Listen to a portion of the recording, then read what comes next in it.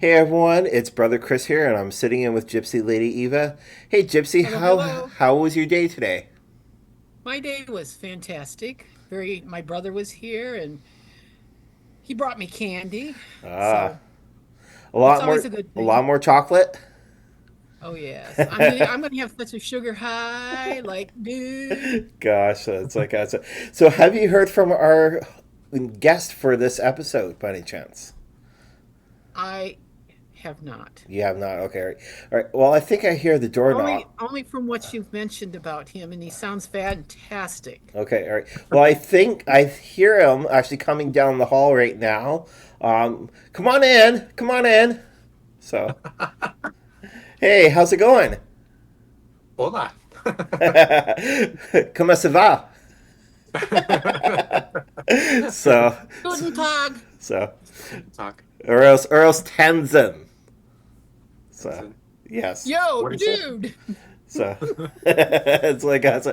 Everybody who's actually in the room right now with us is Christopher Allen Brewer. Most of you guys might know of him actually from being actually on television shows. He is sort of like an elder within the Indigenous community. He also has had a lot of experience actually growing up within the Indigenous community. And we'll get started right after this quick commercial break with Christopher Allen Brewer.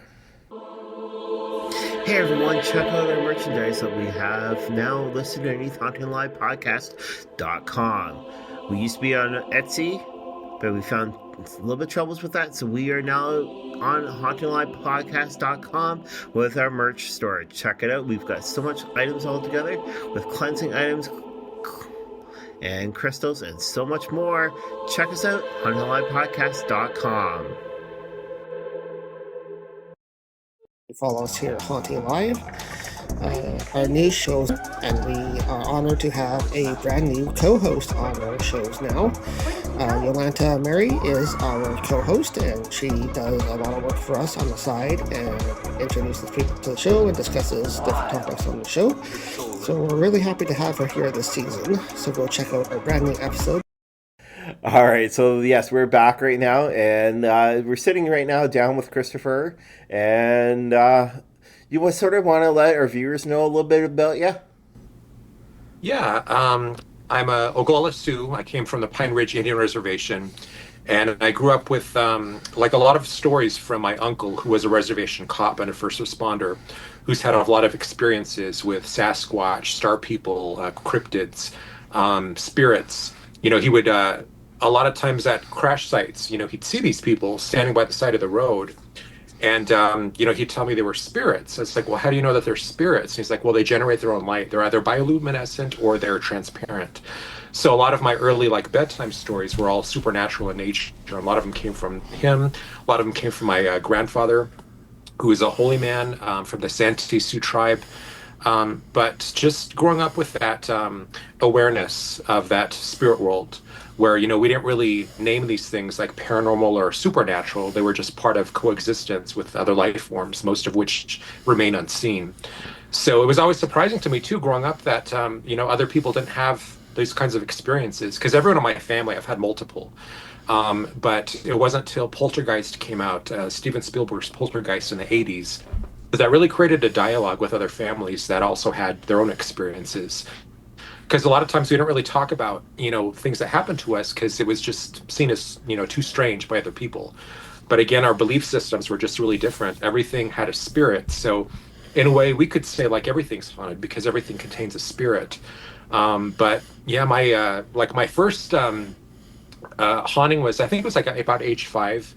So my first paranormal investigation was in the 80s. It was when I was age 12. And then from there, I just, I met people. I brought together my own tribe of paranormal researchers. And then that just led to a path with, like on television, Haunted Hospitals, My Haunted Hometown, Paranormal 911, Paranormal Night Shift. So there's a lot of shows I've done. I've done like a lot of traveling, but more traveling for like investigations. Yeah. Like last year we went to Chicago, researching, Resurrection Mary. We've been to like Queen Mary, Alcatraz, all the big places. That's like awesome. And I know, so I've seen underneath this little clip though that we're gonna show. It was about the Cave of the Winds.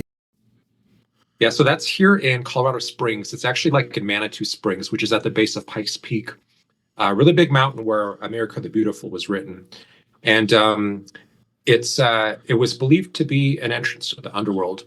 And there's a lot of stories, like in other cultures, with associations with caves in the underworld. But the Utes really did believe that there was a portal there.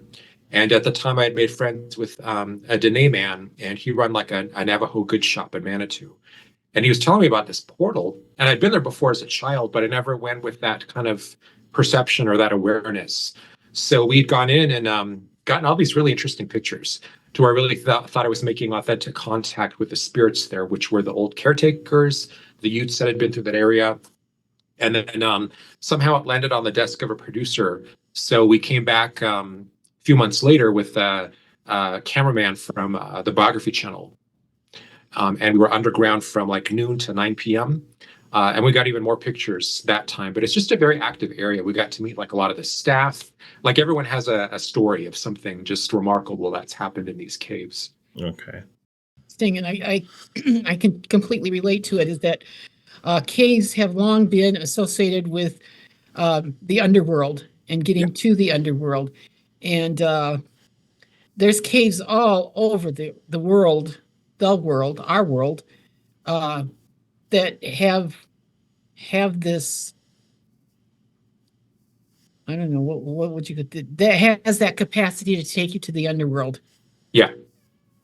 And I think too in these caves, because there's so many natural crystal formations inside, and underground water, there's limestone. So all these things that create properties that are conducive to hauntings. And like when you rub a crystal, you have that piezoelectric effect where you create a charge. So just the effect of like walking on a property that's built on top of like limestone or where there's quartz can generate like an electromagnetic field. So that's either energy that spirit can use to manifest, or maybe it's just like stone tape theory. It's unlocking events that were stored in that stone or that crystal.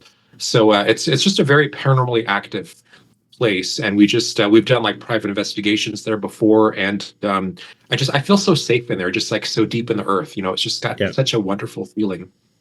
Okay, all right. I know for myself though, whenever I used to do caving, I felt more connected.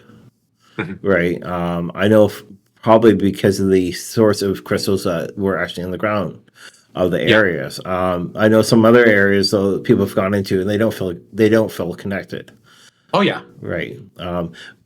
Now for people to get connected more with the earth, Mother Earth herself, what would you say for people to more or less to do though that say, all right, I want to be connected? Really just get out in nature. I mean, now's the time where you can really align with all of these. The life force is so strong in the spring, but just the energies of like regeneration, renewal, new beginnings, these fertile energies. Such a great time to just go out and just sit, just find a bench somewhere where both of your feet are just planted on the ground. And then just, like you could do breathing exercises. But usually when I go to like Manitou, for instance, I'll just like find a bench and sit there. I'll just like listen to the wind. There's like a lot of running water like in Manitou. So just bringing all those different elements of like nature together, that's really, I think, honoring Gaia.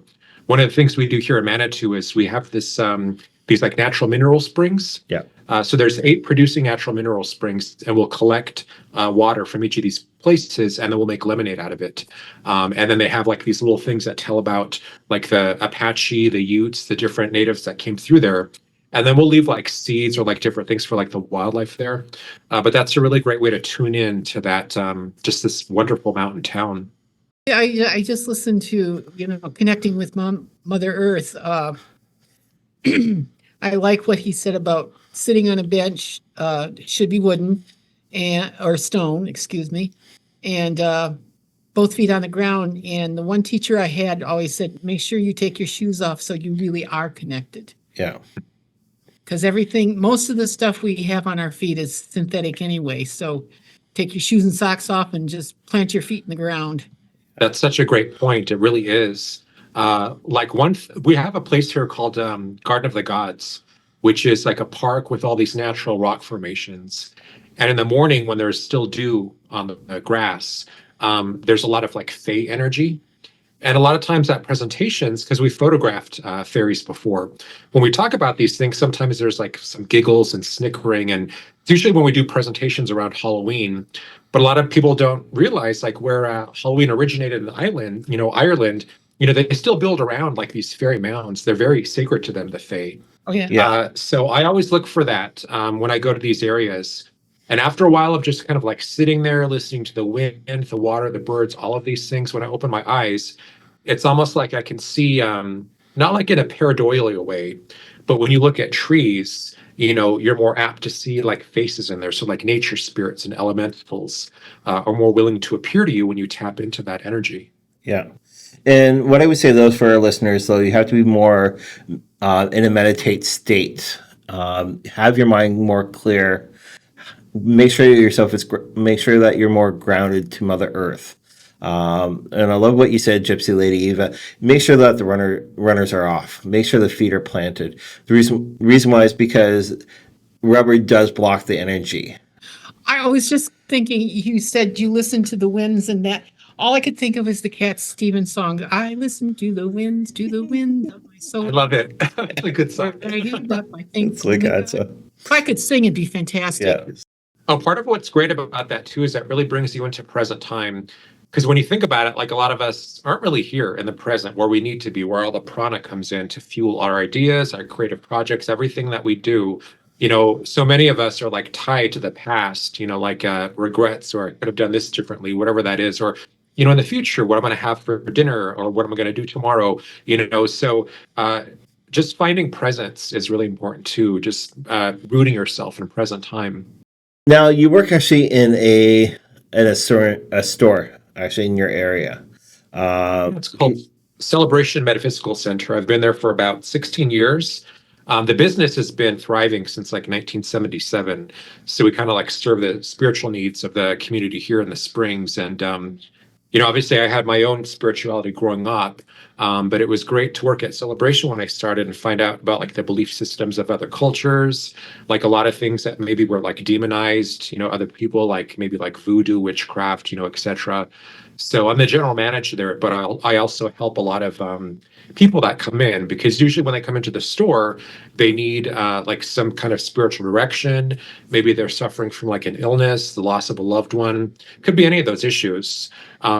And then, of course, sometimes it's embarrassing because a lot of people that come in, well, we just saw this show like on TV that was really scary, this paranormal show. And now we think that we have an attachment or a spirit in our house. And sometimes they might have seen me like on a program. Yeah. And they just want to come in and, find out how to use like sage or Palo Santo or Florida water, different things that, for cleansing and creating a sacred space. Yeah, I find that actually, since we've done local television, a lot of people are coming to us directly here, and they're actually asking questions.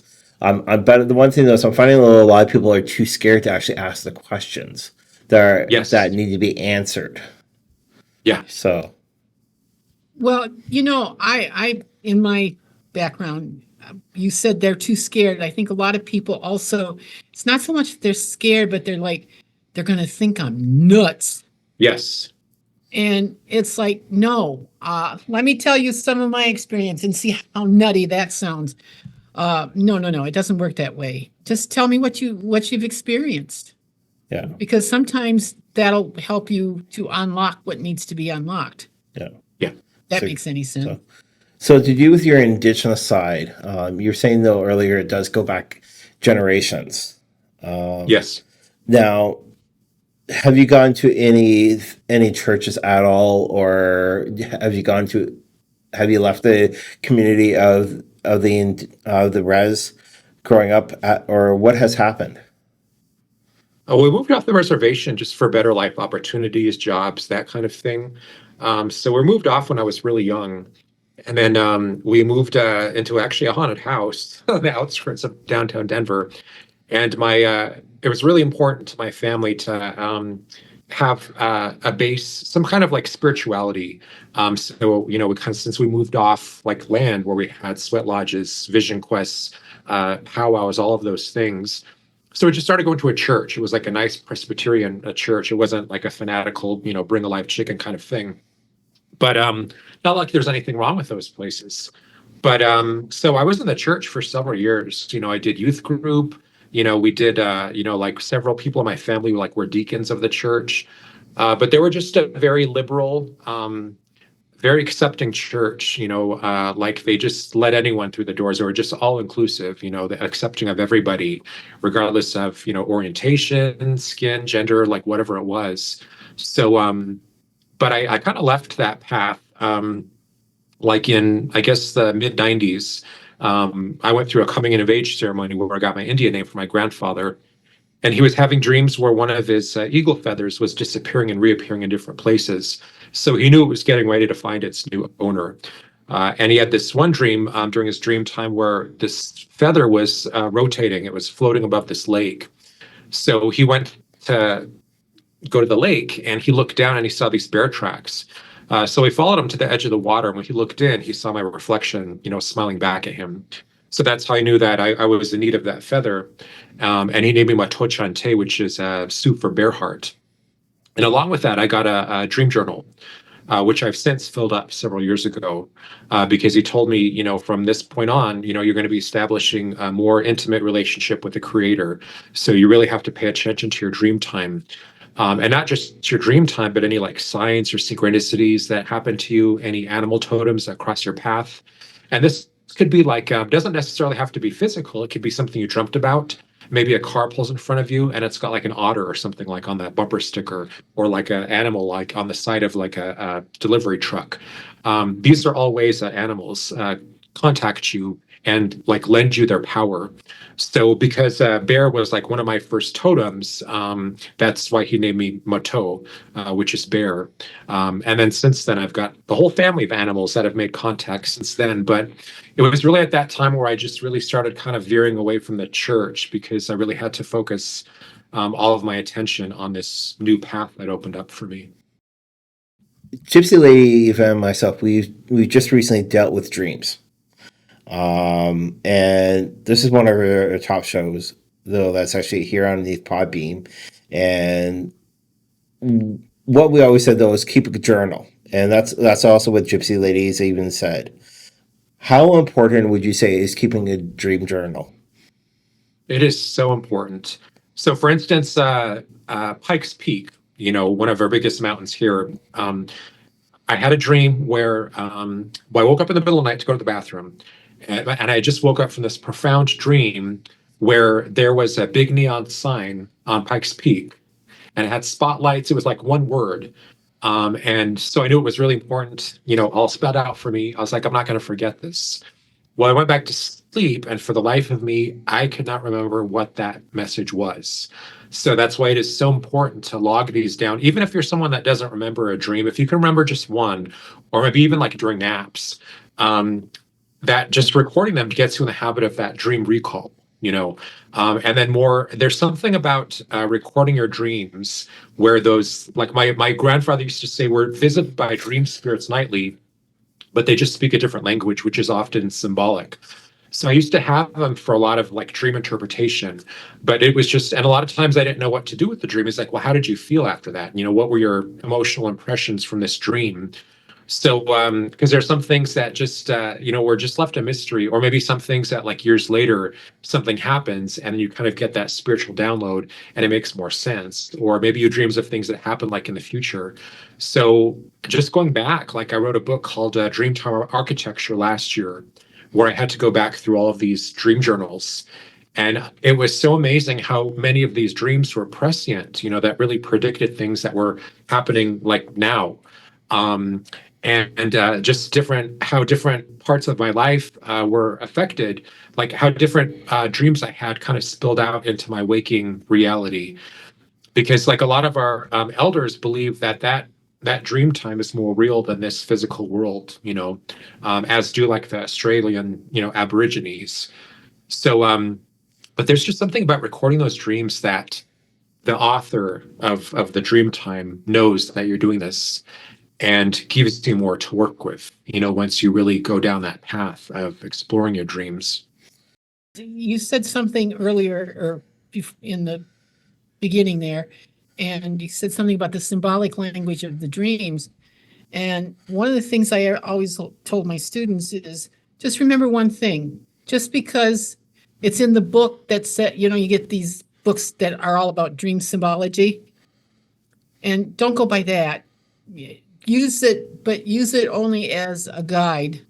Yeah. Not an interpretation, because what a knife means to you, to Chris, to me, are three different meanings. Yeah. And none of them do with anything in the book. But as you dream, that meaning, as you record your dreams and remember them, you will understand what this symbology is of a knife or a dog in the kitchen, or something like that. You've got to learn how to read your own dreams. Sometimes it's difficult, but most of the time you eventually do figure it out. Yeah, it's kind of like a lot of the material on animal totems where, someone dreams of a snake, so they look it up, and it's the same thing. It's like one interpretation might not be the truth for someone else. Can have multiple interpretations. I know one time this is maybe like 2003, but this girl kept coming into the store, and she was getting ready to get married, but she couldn't afford this dress. This whole wedding came down to whether or not she could get this dress. And, the families are fighting about it. And in the meantime, she's having dreams of this big black spider. So she thinks she's cursed. So she comes in and she's like, can you show me how to use sage and different things just to clear this energy? Because this spider keeps coming to me. And I was like, well, spiders are really sacred to Native Americans, and even in England, they call them like money spiders. So they bring like prosperity and abundance, those kinds of energies. But I really got her to turn her thinking around, because a lot of times when we see something in a dream, when we have a vision of something, we have a tendency to attach something negative to it. So it's like a negative omen. So if we see a snake, and maybe what used to work for us before isn't working for us now, maybe that snake is showing you to shed your skin, or like if you dream like a spider, like this girl did. I kept telling her, like, what is the spider doing? She's like, well, it's just spinning this web, and it's gonna trap me and suffocate me and kill me. And I was like, well, what is the spider weaving, like this web? What is that made out of? And she's like, well, silk. I was like, okay, what is your wedding dress made out of? It's silk. So it's like, I think the spider is weaving this wedding dress for you. It's creating this dress for you. And it does not want you to worry. It's trying to show you that everything is going to be taken care of. So once I helped her adjust that belief, then she got her dress, everything flowed, to the degree that when she got married, she actually wore like a little studded spider brooch on her wedding dress. And that's her new animal totem. Well, looks like yeah.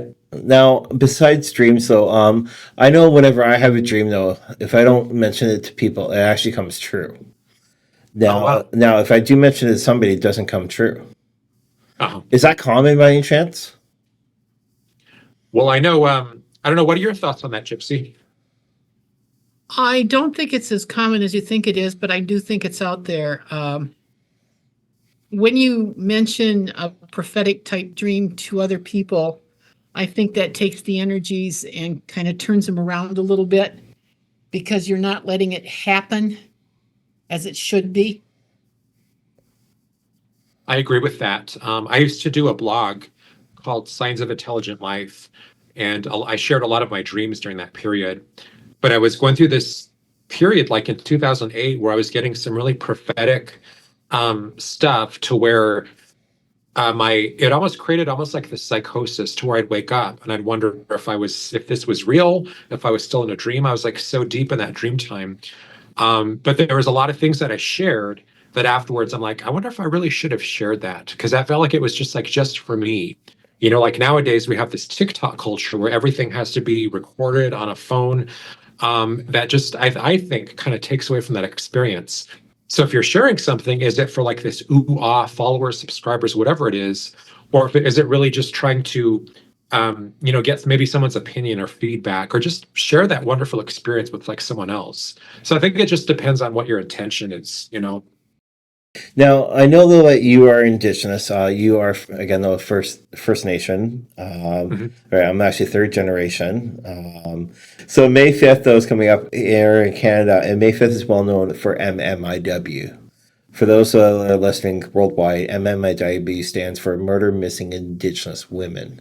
Um, what is your area like, by any chance, for down there for May 5th?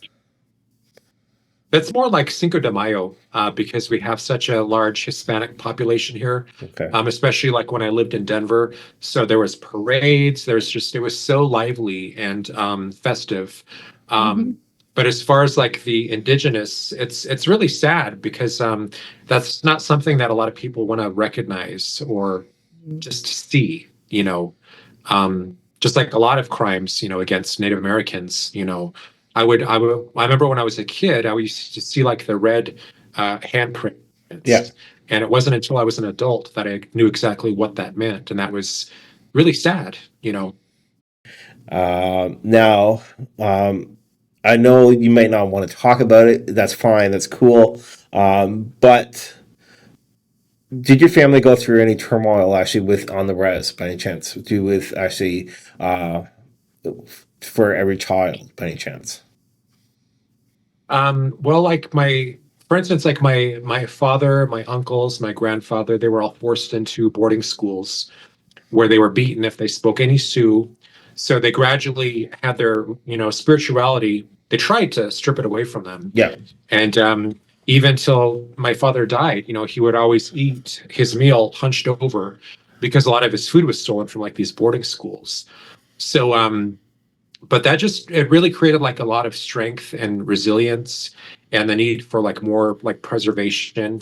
Like after COVID, they had a lot of like, we lost like a lot of elders and you had like a lot of tribes that were not allowing anyone else in, which was I think it was kind of like illegal, but they really just wanted to save their elders. I go to the big March powwow in Denver every year, which is huge. It's at this Coliseum here, and that's the only place I can go to anymore where I see like authentic Native American goods. You're not churning up kachina upside down and it says made in China on the bottom or something. But it's just that preservation is so important that like for instance, now they have like different apps, different online services for preserving Sioux and different languages. So that's really nice to see. But yeah, they weren't really went through a lot. I mean, like Pine Ridge is like one of the poorest, if not the poorest place in the United States. And of course, now there's just like any other place, with a lot of poverty, there's like a lot of crime, a lot of desperate people doing a lot of desperate things. So, I think it's a beautiful area. There's a lot of spirits there. There's a lot of my family lives there.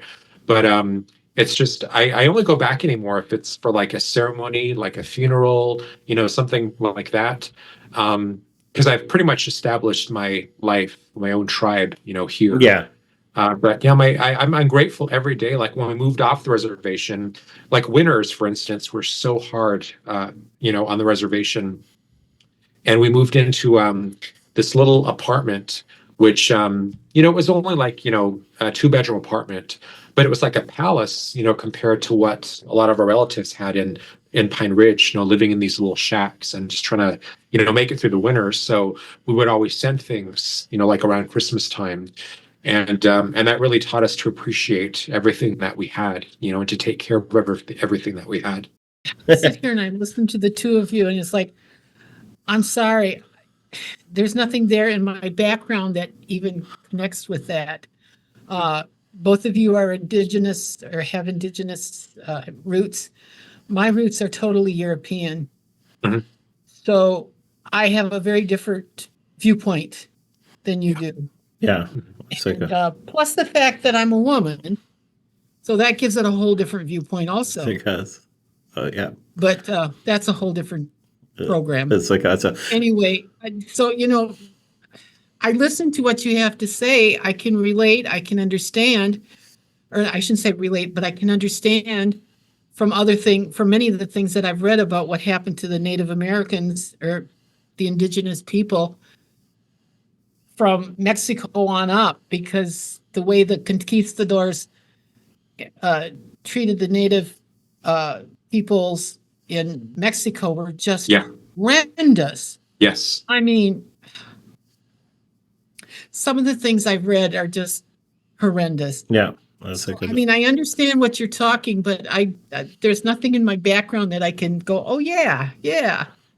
So it's just a very different background, but I enjoy listening to what you have to say, and yeah, I take it. It really hurts me when I hear you say we lived in this shack, and this two bedroom apartment or 2 room apartment was a palace. I don't think people really truly grasp it unless they've been through it. Yeah. There's still things that happen like now, like when I first started working at Celebration, and this man's like, "You're Native American? You don't look Native American." Well, obviously he's never been to Pine Ridge, South Dakota, but where a lot of guys look like me. But I think it's just the epicanthic fold, like the high cheekbones, to where like a lot of people just don't know how to take me, and I get like a lot of stares all the time because they're like, "Is this guy Hispanic? Is he Asian?" You know, they don't know where to place me. And of course, everyone has to be put in this perfect little box. So, Well, you just look at them and say, well, of course I'm an alien. What do you It's like but this guy, he found out I was Native American, and he offered to buy my eagle feather, and my jaw just dropped open. yeah. I didn't know what to say. So fortunately, like a manager came and she kind of intervened, and these are sacred items, you know, they're illegal for anyone else to own. This was given to him during a ceremony. But I mean, I would not sell that for the world. You don't, you know, you can pass those things on, but that's just not for sale. And that's what really bothers me if I'm at a store and I see like a Kachina and it says made in China on the bottom, or because like in the 50s, there was such a fascination with the Native Americans, like in a novelty sense, you know, like the little Native American babies you could buy. And a lot of places here, like Cave of the Winds, like the Manitou Cliff Dwellings, all sold these little trinkets, like these native trinkets. And even like now, you know, people doing like the ancestry.com and these kinds of things. And they get really disappointed when there's not like a native ancestry, you know, almost like it's the special Easter egg or a Pokemon card that they hope they get. I understand why people would resonate with native ways, which we need now more than ever. Yeah. But I think also too for people that maybe aren't native, they really are. You know, if you align with that energy, it's an energy that you recognize, that you flow with. You know, who's to say that you weren't native like in another incarnation? You probably were. You know, I was a number of different things in different incarnations. So, but I think just the novelty aspect just really bothers me, you know, sometimes. Yeah, no, I totally hear you right there, 100%. Because even with the totem poles, there's so many imitation actually of totem poles, right? Totem poles are sacred for us, 100%, right? For myself though, I get so much upset, and it's like, gosh, but I love right when people come to us with questions. Yeah. It could be spiritual or non-spiritual, right? They're coming to us Indigenous with actually questions. And Gypsy Lady Eva, like I've said to you, even though that you're non-Indigenous, you're Indigenous supportive. Yes, I am. Right. So go ahead. Tina, just a little story. I lived in Arizona for some years, and they had the tourist traps, and you could get all kinds of stuff there. And like you say, the kachinas that are made in China. But there was other stores that had actual native produced trinket, whatever you want. And I wanted a little kachina doll, just more than anything. Mm-hmm. But even back then, which was in the mid 80s, the doll that I really wanted was like almost $400. Wow. And it's like, there's no way I can afford it. Yeah. Well, I had been to this store several times, and one day this elderly gentleman came up to me and he says, I understand you've been asking for a kachina doll. And I said, yes, but you know, I can't afford it. And he said, hold out your hand. And he put the tiny kachina doll in my hand, and I just like, oh God. Oh my goodness. What do I say? And he said, fine. Oh, that's Because, wonderful. yeah. I was like, I was crying that because it's just like, so it sits on by my bed. And Aw. I've had it ever since. Spirits. And So, that's my little Kachina story. yeah. My great grandmother that's standing behind me right now, actually on this side here, she's wanting to know though, since you actually do work actually with the non-Indigenous, Indigenous, do you see sort of a pattern though to do with the two combining within the spiritual community? I think though that I think she's actually asking, is there an intertwine actually to do with the non-Indigenous and Indigenous actually within the spiritual community? I think there's a lot. I mean, even for me, like, when I went to New Orleans, I know a medicine man when I see one, and I walked into like their voodoo museum, which is only one of three in the world that's an authentic voodoo museum. And going to church, obviously, voodoo and hoodoo were things that were demonized. Um, but this man is just like I felt like I'd known him before. He let me hold his staff, which was a sacred ceremonial object for him. He walked me down to where Marie Laveau used to live. Yeah, he was a voodoo priest. And so I myself, having worked at Celebration like all these years, I incorporate things for different cultures. Something when something is truth, when something is holy, when something is sacred. So he sold me like a rattle, which he didn't see it as like cultural appropriation. It was, this is our version of this ceremonial object. Maybe use like a rattle or different things to call spirit into your circle. This is what we use. So I got some tools from him, which I incorporated into my own ceremony and ritual. But yeah, I've known a lot of people that kind of mesh, the different belief systems together, and that works for them.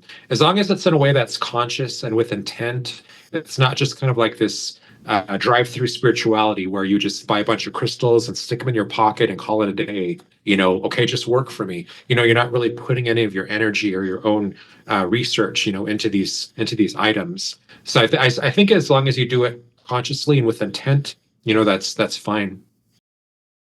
A lot of people will actually are looking sort of at me. This is going back a little bit earlier for what you said. Are looking at me because I'm non, like I'm sort of in between color, right? For my color, a lot of people are looking at me. They're saying, "Oh, you're not Indigenous."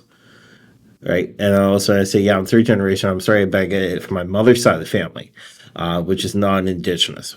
I fall after my father's side of the family. Yeah. But I'm finding that a lot of people actually here in Ontario are starting to judge altogether, even with me within the spiritual community. Yeah. Are starting to judge big time. So we find. I mean, I actually see it in your face. I see it Okay. in your eyes. I see it in your nose. I see it in your mouth. Okay. I'm really good at recognizing Native and other people, and I see it in you. Okay. I mean, I've been asked, obviously, for if I would sell my eagle feather. Yeah. I was asked to be a sperm donor once because this couple wanted to have a little Native American baby. Yeah. Which I said no to. I've been asked a lot of really insane things. I've been asked to name people.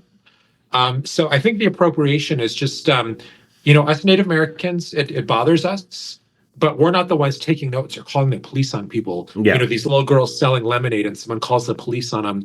So it's like, I think when you get that, it's funny because it's usually from people that aren't Native themselves. Yeah.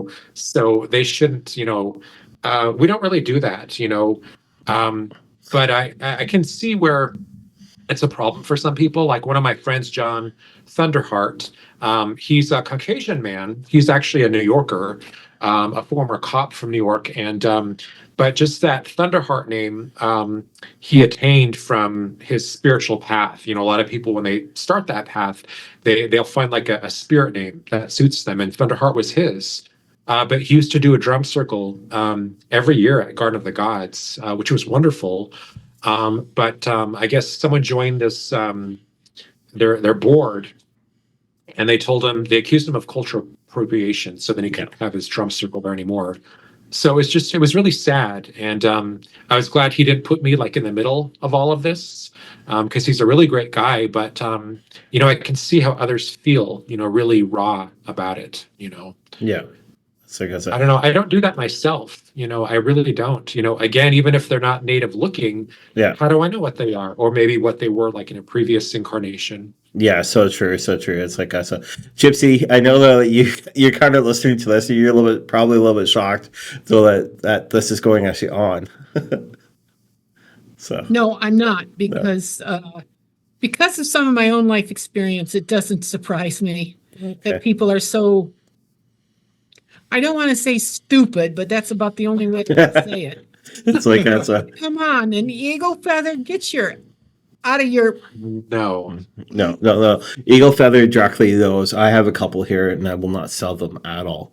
You have to earn it. Well, it's kind of interesting. You talk about the eagle feather. In other cultures, the eagle feather is just as sacred and just as profound as in the indigenous cultures.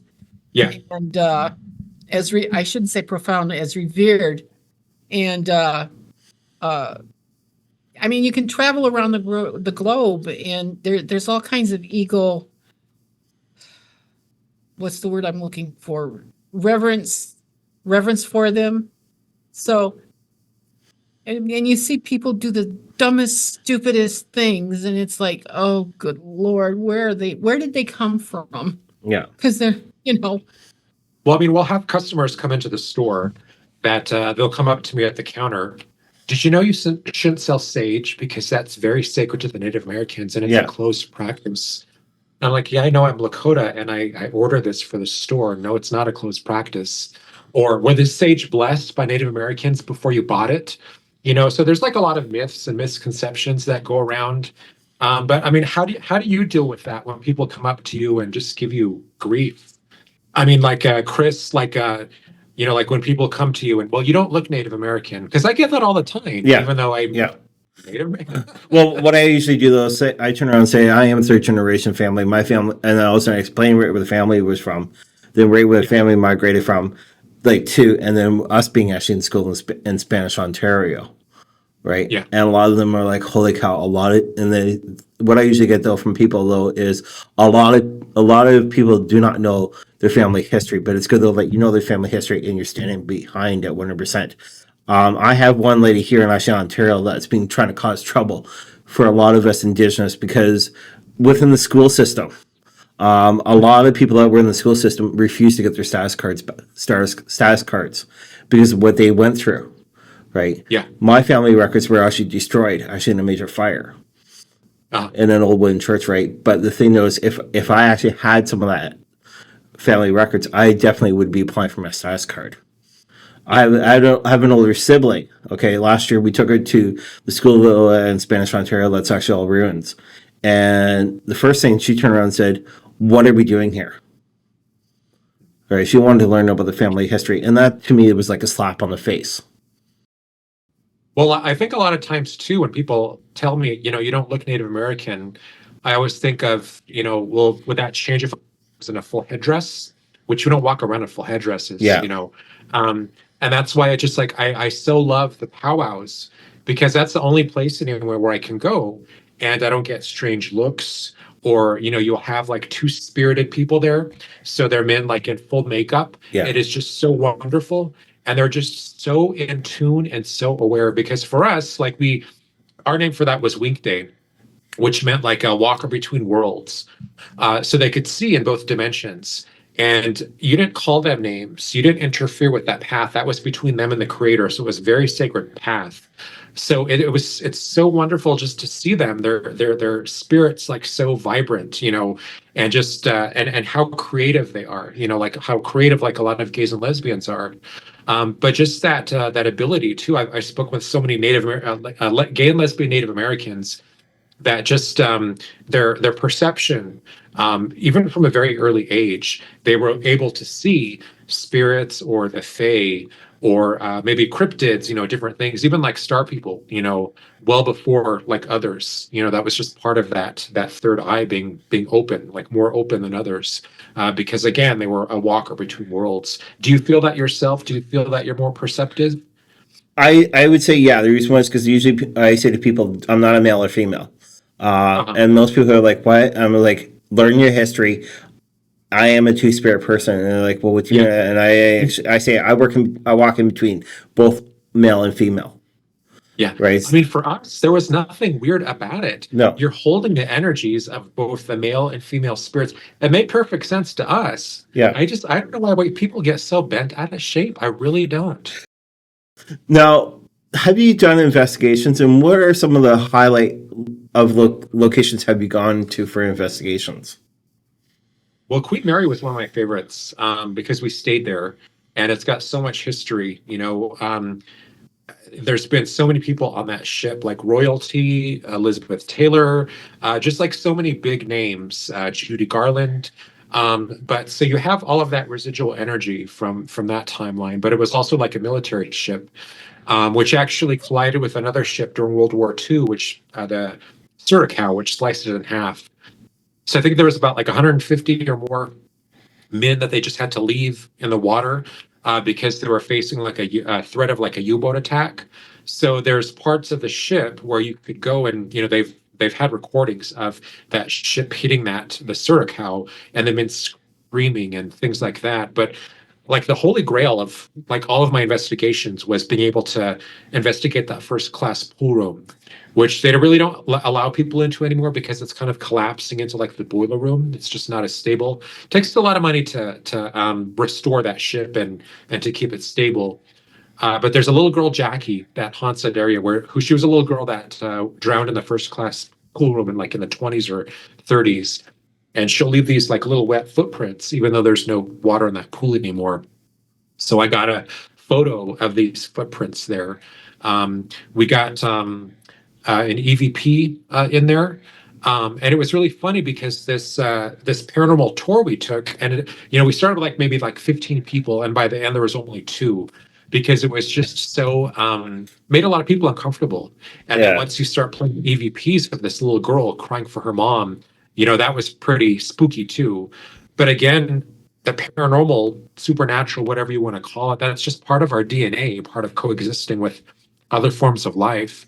I did Chicago last year, where we went in search of Resurrection Mary, who was a female who was hit coming back from a ballroom in the 20s or 30s. And people still see her, and she'll ask people for rides, and then she'll disappear. But what I love most about that legend was just like the hauntings in Japan after the tsunami, was that you have a lot of cabbies that they have it on record when they started that fair, their meter, up until the point when they realized that person wasn't in the back seat anymore. So there's this place there called it's a Chet's Melody Lounge, but a lot of people have gone there for a drink, after they thought they just hit someone or someone disappeared from the back seat. So that's where a lot of the stories are shared about Resurrection Mary. And every Sunday they serve a Bloody Mary in her honor. So we went Sunday, on a Sunday last year in October, and listened to all the legends about her. It's just right across the street from the Resurrection Cemetery. But that's still something that's very much alive. People still see her, and I don't get the skeptic. I understand if people want to debunk certain elements of paranormal or supernatural occurrences, but in her case, there's just so many stories you can't deny. Same thing with Jackie. There's so many people that have heard her or seen her. She's, that Queen Mary has been on so many different specials, like Unsolved Mysteries. So just being able to go to these places is just walking into a living ghost story. And I love being able to do that. Now, have you ever done Zach Bagans' location down there in Nevada? Yeah, we did a special investigation. It was an overnight thing. So we were there midnight, onwards. I think it wrapped up around 2 a.m. They turned off all the lights, and you just got to walk around with these flashlights, and you couldn't do any of your own recording. But a lot of that was really heavy energy. One room was just the van that Dr. Kevorkian used for his assisted suicides. So I couldn't even completely walk into that room. It was like when we investigated Alcatraz. We investigated Alcatraz one night, and that energy was so heavy, and they put us into solitary confinement, and I had backed up against the wall, and I swear it felt like someone had stabbed me. I winced. And then once they finally let us out, I went around the corner, and there was this whole case of different shanks that had been created, back when it was so populated with prisoners and stuff. So I think that was maybe a residual energy that was in there. Okay. But I was so happy when we finally made it to like the well-lit gift shop, you know. But it was the same thing with Zach Bacon's museum when we left. For 2 blocks, we heard someone following us, even though we couldn't see anyone. So that's why it's a good idea if you do like investigations, if you go to this museum, just to have something like selenite to cleanse your energy field, or black tourmaline, which offers like protection, black onyx, black obsidian.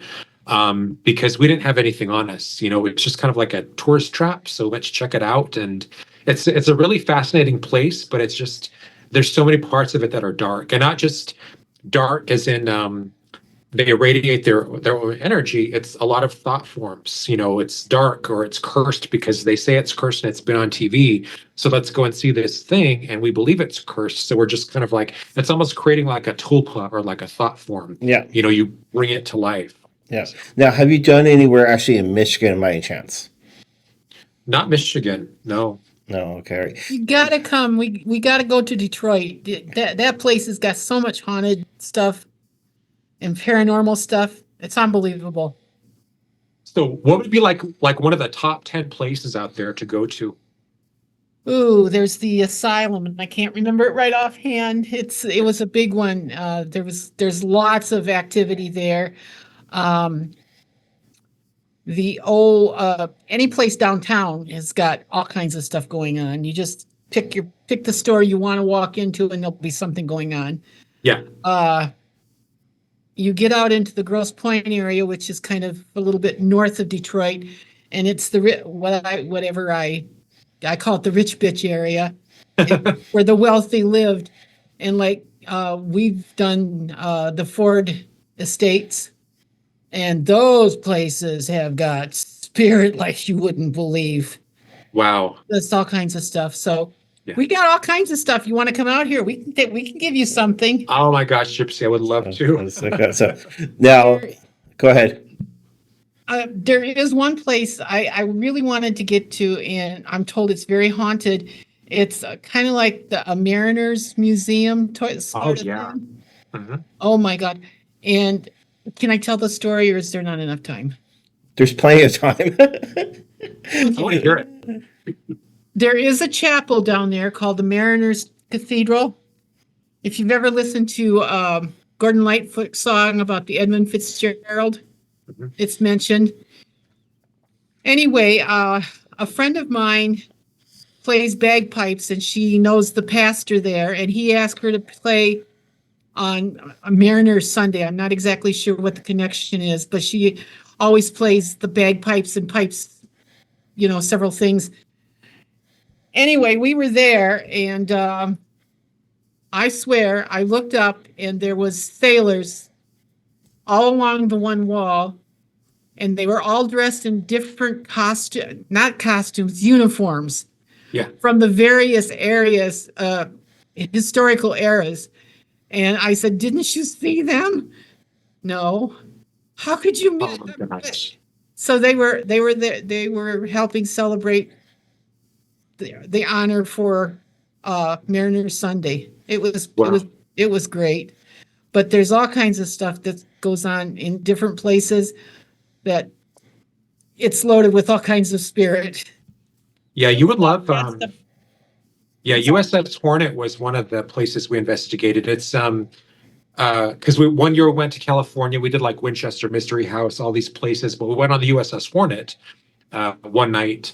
And what I loved about that was a lot of the spirits they see are of the sailors, who are just still full of duty. You know, they're really proud to have done what they did. So a lot of them are still just on the ship, you know. They love that old ship. But they also see this like the St. Elmo's fire, which is like that weird like blue plasma that collects on things. So it's not all just like paranormal. That ship's done like a lot of weird like classified missions. It brought back like some of the astronauts when they landed, like Neil Armstrong, and it's got a lot of history. But yeah, Mariners Museums, you know, asylums, you know, places that have just, you know, all of this history. I'm right now I'm creating it's called the Restless Spirits Oracle cards, but it's a lot of places that I've investigated, And as paranormal investigators, we take a lot from the environment. We take readings, we take pictures, we take recordings. A lot of times, if we give anything back, it's just like our own, psychic uh, residue, of fear or whatever that is. So I really wanted a way to acknowledge and honor these spirits that are in these sites. Like Jackie, for instance. When we went to New Orleans, I found out about Chloe, which was she worked at this plantation, and she was the master of the house. She was, his mistress. And he caught her eavesdropping one day, and had her ear cut off. So she was kind of fell out of, favor with the family. So there was oleander leaves growing outside the house, and she wanted to bake the family a cake and just put enough leaves in there to make them sick to where she could nurse them back to health. But she ended up killing two of the children. I think the woman also died. So the master survived, but she was hung. She was actually hung by her own people, by the slaves. And I felt so sad for her, just like when we were at Queen Mary and I heard the voices of Jackie and these EVPs. So I just felt so sad for them. And, a lot of times paranormal investigators forget that in order to have that experience, one or more people had to die to provide that entertainment. So I just really wanted a way to acknowledge these spirits. So like one side will have their picture, and on the other side will have like the history of, maybe the Queen Mary, the plantation house, wherever it is. And then it'll tell about, who they were when they were alive.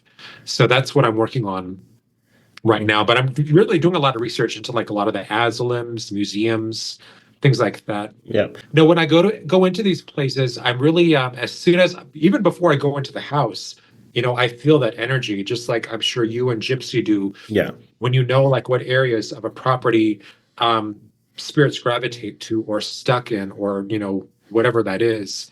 So when I go into a house, it's almost like my eyes are open, but I'm really tuning into different vibrations, different, like how my body feels, if I'm smelling anything, if I feel hot, because I've been in some places that have like maybe people have died like in a fire. We were in me and my husband were in Las Vegas last year, and we stayed at the Horseshoe, which used to be the original MGM Grand. And in November of 1980, a fire broke out. This was before the fire code, so there weren't sprinklers and fire hoses, all these things, but it killed 85 people. So when I went in there, we had gotten a coroner's report, and there was an elevator where 10 people had died in the elevator, because back then there wasn't a way to siphon the smoke out of like the elevators and the air conditioning units, all of that stuff. So that was an area where I smelled like a lot of burning and picked up on a lot of those kinds of impressions of that fire. Okay, all right. So just before we wrap up, I'll be asking two more questions, unless Gypsy has some more questions at all, or Not yet. no? Okay, all right. So what would you say to people that are actually want to get more in tune with the spiritual side? What are some of the guidelines that you would suggest for people? I guess just remember that we come into this life with a host of guidance, whether that's spirit guides, guardian angels, ancestors, animal totems. There's always some force, some divine force to tap into. You have to start somewhere. But usually when I'm looking for divine guidance or to make contact with something beyond this realm, I'll just put it out. I'll just ask. A lot of people forget that, a lot of times they'll forget that's all you have to do is just ask and put it out there. But I always tell them too to pay attention to everything that happens after that request, that petition, that prayer, because that could come in your dream time, that can come in a synchronicity, that could come on a bumper sticker you pull up behind. Maybe a person that you haven't seen for a number of years comes back into your life. So all of those kind of like out of the ordinary things you really want to acknowledge, because we dismiss so many things. I had the funniest dream last night. Well, it's probably a message for you, but don't dismiss it like that. Don't put it down. Yeah. Like when we have impressions of being observed or someone watching us, that's a sixth sense. But a lot of times we just kind of like dismiss that. I encourage people too to, if you're not already keeping a dream journal, maybe just like a little journal where you write in these things like this. Well, this was interesting synchronicity, or the strangest thing happened. You'd be surprised how quick You can fill up page after page after page.